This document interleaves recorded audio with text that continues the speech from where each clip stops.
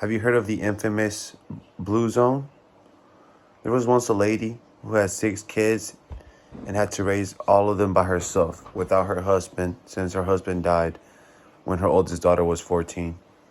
She had to work multiple jobs to take care of her family, to care for kids, and one of her daughters had to drop out of her education of school to help out with her family's necessities.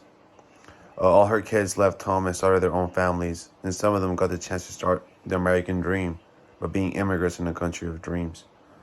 Most of them forgot about their mother, who sacrificed her life for them, yet all her efforts paid off as she got to live a long life, and she's considered a centenarian. The huge question is, how did this lady get to live such a long life with all these difficulties and significant obstacles? Hello, my name is Carlos Chavez, and I am a sophomore psychology major at Barton College. The lady I am talking about in the story is my great-grandmother, Elpidia Jaramillo, who was born in 1914 and was raised in Michoacan, Mexico. She died at the age of 104 in 2018 in Guanajuato, Mexico, and at an elderly house. Her life, like many other Mexican elderly, has been forgotten due to the many issues Mexico has in its country and the difficulties of living in a country full of corruption and danger. Mexico has approximately an area of 758,449 square miles with 32 states and over 900 main cities. Mexico is a land of extremes with high mountains and deep canyons and is in the center of the country, sweeping deserts in the north and dense rainforests in the south and end of the east. Mountains cover much of Mexico, between the Sierra Madre Oriental mountain range in the east and the Sierra Madre Occidental in the west, lie small mountain ranges in the central plateau of Mexico. Mexico also has many lakes, like the Lake Chapala, located in the border of Jalisco and Michoacan, is Mexico's largest freshwater lake. A huge river that borders Mexico and the U.S. is the famous Rio Bravo del Norte, where so many people immigrated from Mexico to the U.S. by swimming through the river. Mexico is famous for its beautiful beaches and is one of the biggest tourist countries in the world. They have many beaches on the Pacific and on the Atlantic coasts.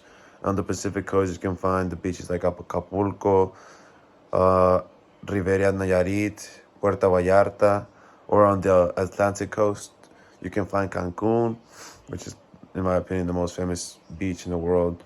Playa del Carmen, Ixtapa. I actually been to that beach. There are two main gulfs in Mexico. The first one being the most famous one, the Gulf of Mexico, and the second one, the Gulf of California, which is also called the Sea of Cortez. The Gulf of California is a body of water in between the Mexican mainland and Baja California, which is on the west side of the U.S.